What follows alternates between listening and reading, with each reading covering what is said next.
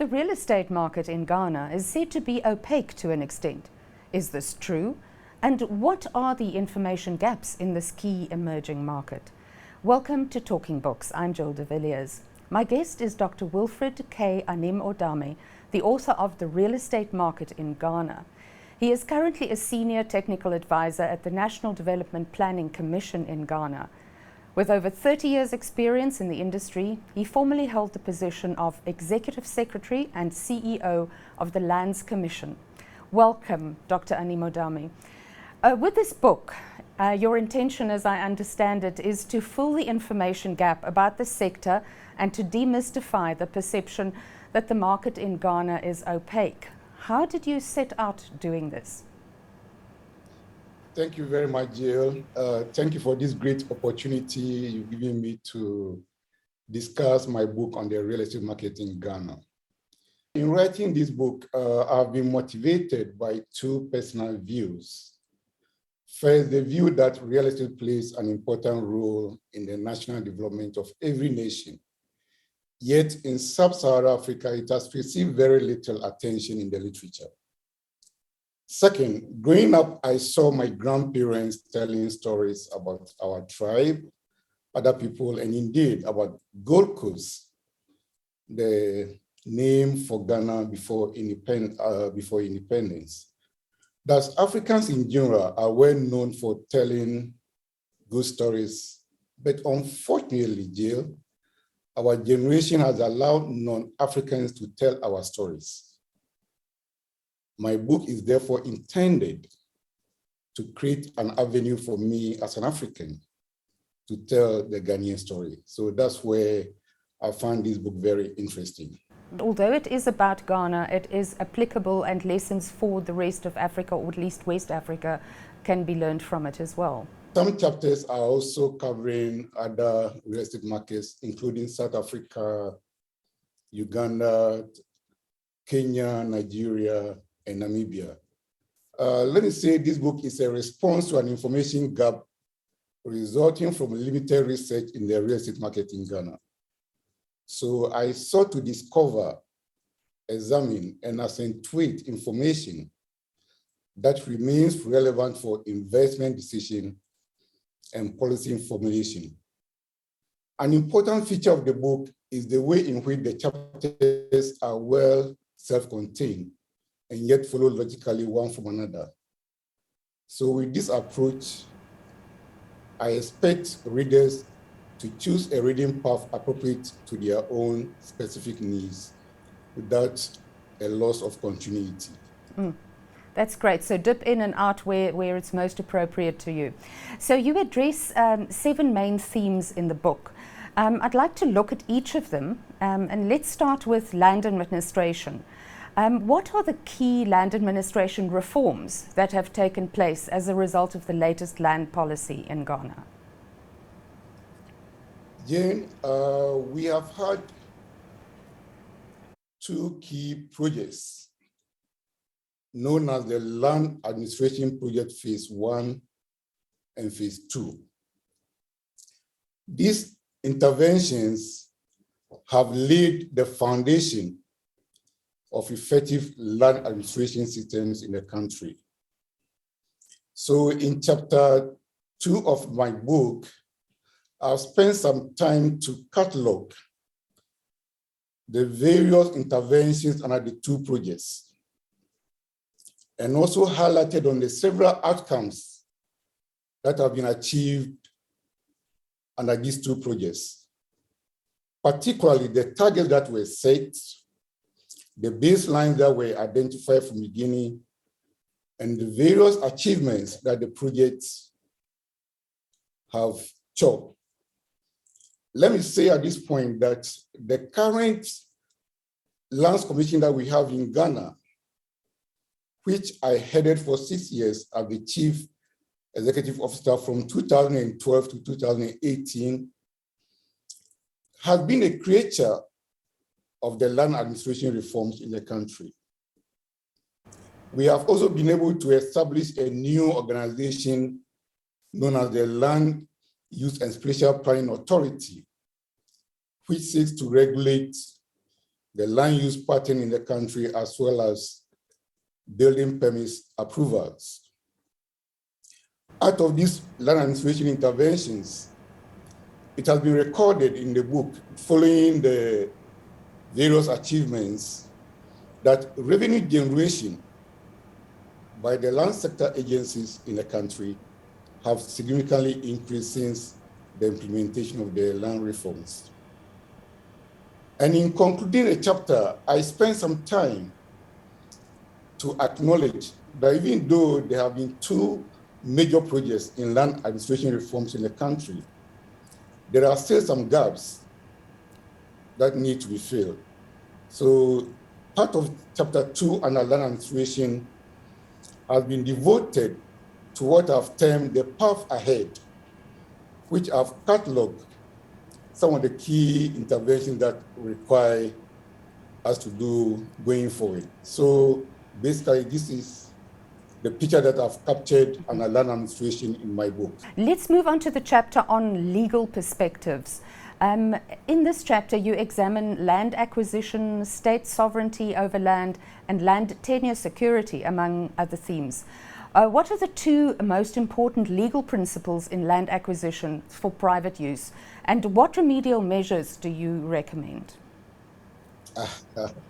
Thank you very much, Jill. As you rightly said, I highlighted on two fundamental legal principles in land acquisition. But before going to that point, let me make a point that, Jane, land and law are inextricably linked. And one may even say that land and law are good bedfellows.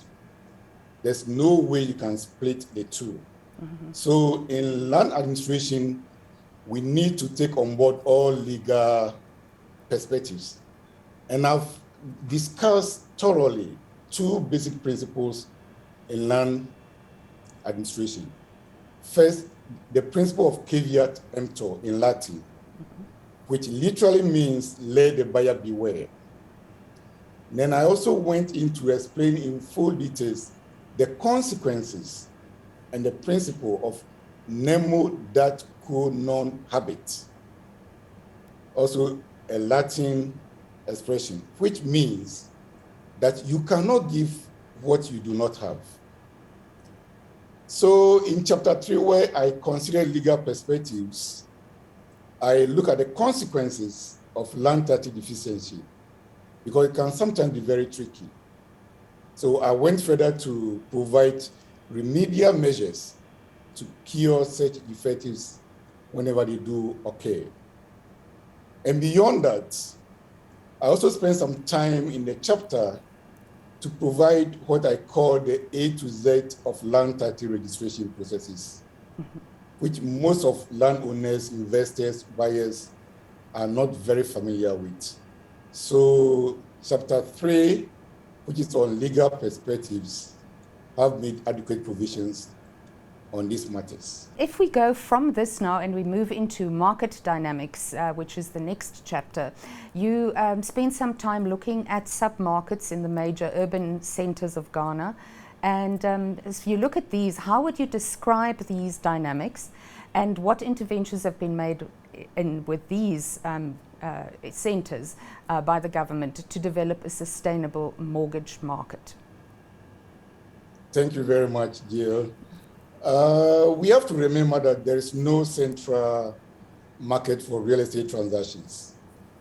And I'm sure you and I know that when you decide to trade in equities, you exactly know where to go. But if you want to buy a property, there is any central market that you want to know. So the chapter on market dynamics have fully recognized real estate as an investment vehicle. And for that matter, I treated each sub-markets, which include the residential market, office, retail, and industrial in details.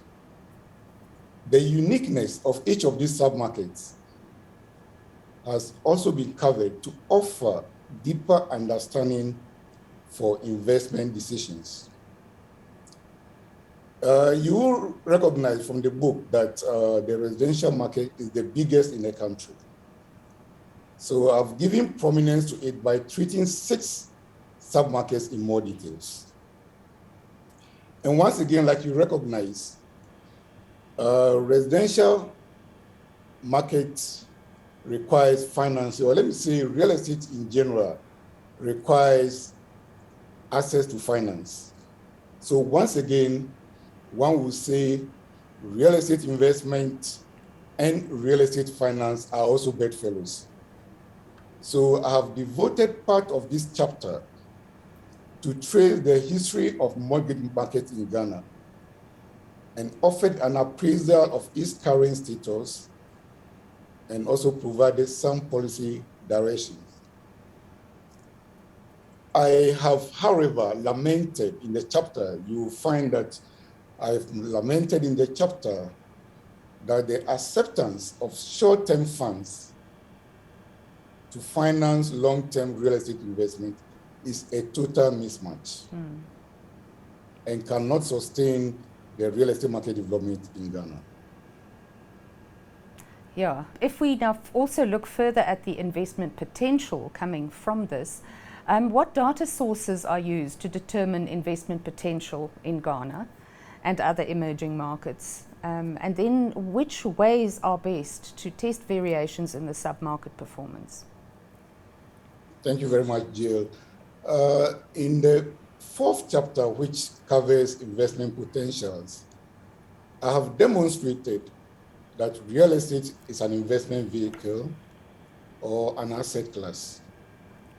And no matter where it is located, it must perform in a cyclical manner in response to the economy. So I've provided evidence in this chapter to show that the real estate cash flow is a blend of the characteristics of bonds and equities.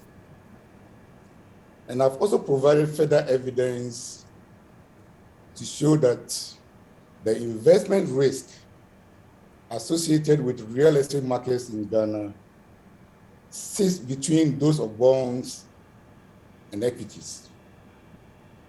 So Jill, if one may ask you, where else can you go and find this vital information on real estate market in Ghana? I'm sure you will say to me that, Wilfred, I can only find that in your book. So I spent some time in chapter 5 to construct price and rental indices for the Ghanaian real estate market.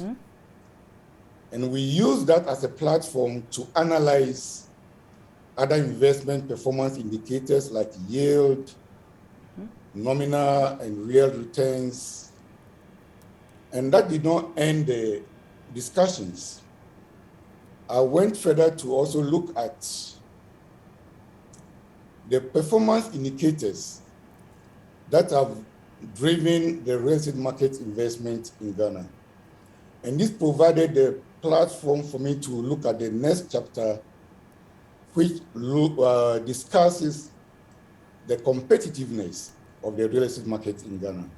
So in chapter 5, you find the demonstration over time, provided time series analysis of the residential market in Ghana over 12 years period. So if we move then on, as you were saying, directly into the competitiveness chapter, and the contrasts between the residential market and the other investment vehicles in Ghana. And then you also look at other markets in sub-Saharan Africa. So if you can just give us a brief outline of your findings.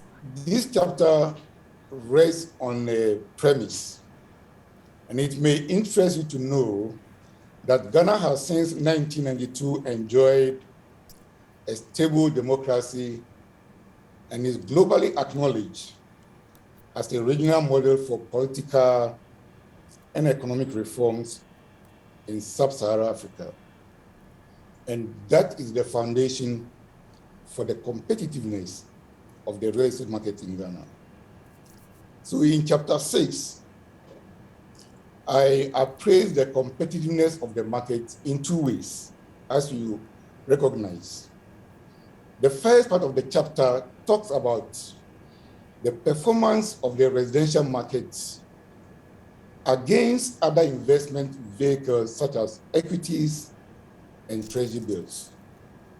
And treasury bills, as we all know, are short-term government debt obligations, usually with a maturity of 1 year or less. So I place the residential markets and assess its performance against equities and treasury bills to demonstrate their investment characteristics. Then I spent some time in the second leg of the chapter to look at the performance of the real estate market in general in Ghana against other markets in selected sub-African countries, such as South Africa, Nigeria, Namibia, Kenya, and Uganda. And in both cases, the focus has been to ascertain how these markets have performed in response to investment theories. For instance, treasury bills with variation in returns driven solely by interest rate movements have delivered the lowest risk and lowest return in Ghana. Equities, on the other hand, are characterized by highly uncertain and variable dividends, distributions, and capital values. They have therefore achieved the highest return and highest risk.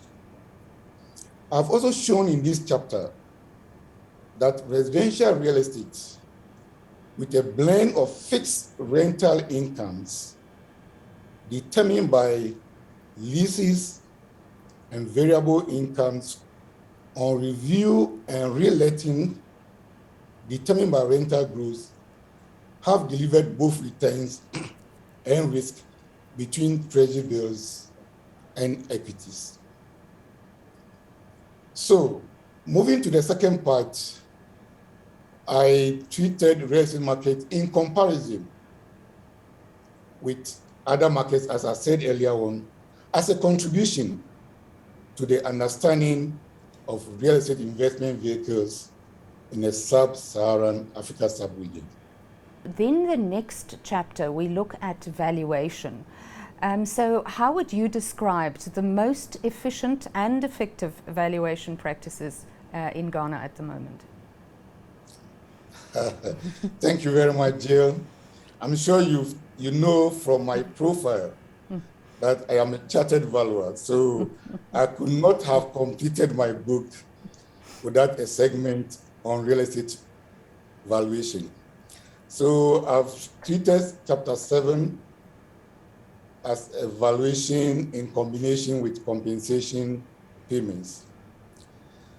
In valuation, you needed to have some fundamentals right, regardless of where your economy is, either an emerging economy, developing, or a developed economy.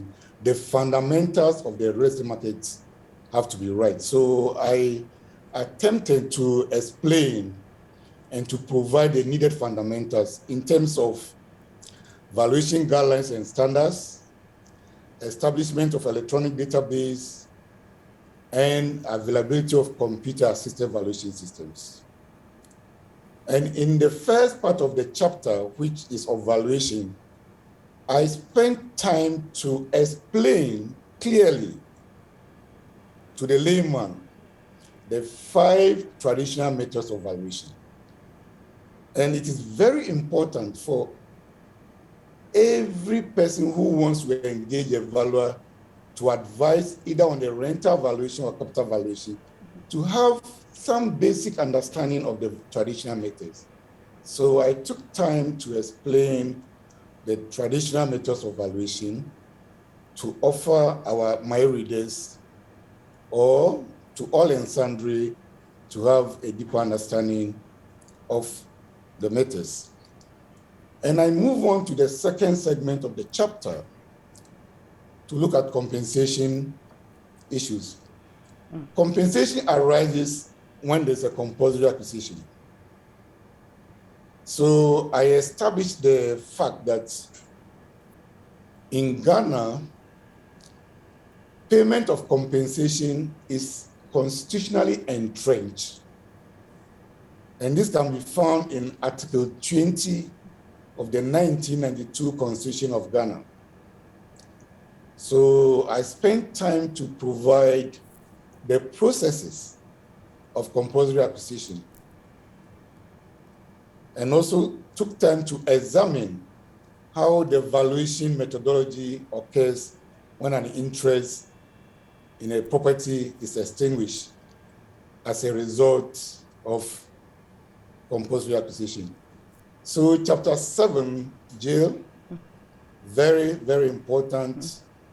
Two powerful segments, one on valuation and the other part on compulsory acquisition and compensation payment, which are constitutional requirements for fair and adequate payment. So you also look at, in terms of fair and adequate compensation, at two case studies, one urban and one rural. In what extent do they differ in these two distinct areas?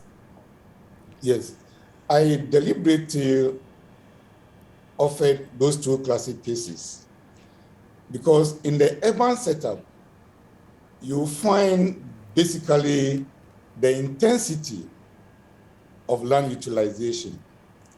And you also find a wide cross-section of various types of properties that will be affected as a result of the compensation. Whereas in a rural setup, basically agrarian environment, so you find very few structures or properties, but basically the affected properties will be crops, either food crops or cash crops. So I deliberately painted these two clear pictures to show the distinction between compulsory acquisition within an urban setup and compulsory acquisition within a rural setup, and also clearly demonstrated the processes, the methodology, the challenges, and the evaluation skills that one will require when you are confronted in dealing with acquisitions in these two scenarios. So it was a deliberate attempt to provide a distinction between the rural environment and the urban setup. Okay, so finally, as you mentioned a little bit earlier as well, digitization and automation of land services.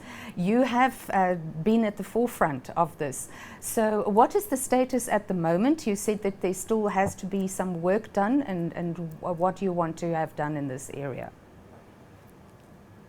Thank you very much, Jill. This is a topic I am very passionate about. Far back in 2010, when I was appointed the Director of Land Valuation Division, I was the de facto Valuer General for the Republic of Ghana.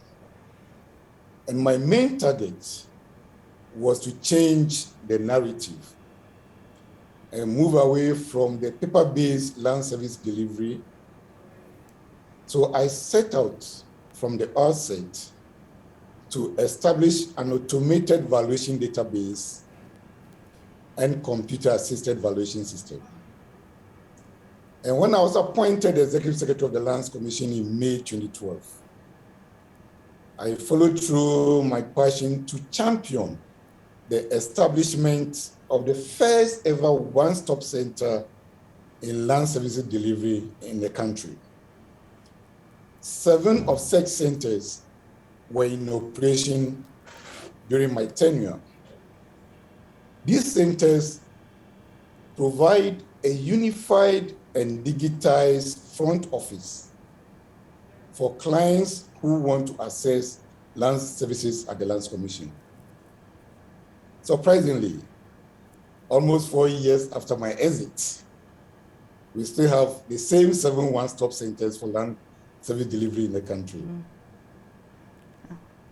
That did not end the story, Jill.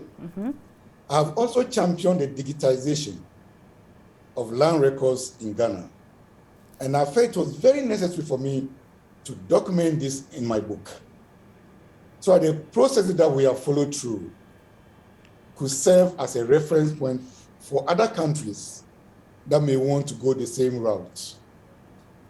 And the digitization of our land records involved the scanning and indexing of archival and current records. And the records that were digitized and archived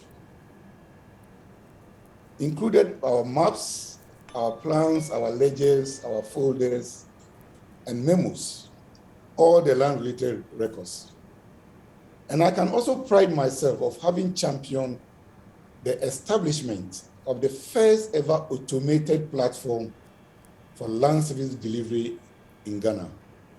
Indeed, digitization and automation of land service delivery that we have provided so far was intended to help increase the reliability of the land administration systems. Dr. It was also Dr. Anim-Odame, we have sort of come to the end of our show. So if you could encapsulate that last thought briefly, and then we can say goodbye. Okay. So to say goodbye, I'll say that the platform has given us the opportunity to increase upon the efficiency, but there are still some outstanding work to be done. So in conclusion, Jill, I want to say a very big thank you for this platform. I have dedicated this book to my mom. Mom, live long and in good health. I say to you, our viewers, that I will encourage you all to get a copy of this book if you have not yet purchased one. Indeed, buy one for yourself and another for a friend. Jill, finally, I say a very big thank you for having me on your program. Thank you. And thank you. Thanks very much for joining us. And my guest today is Dr. Wilfred K Anim-Odame, the author of The Real Estate Market in Ghana. And thanks to you for watching. Until next time, goodbye.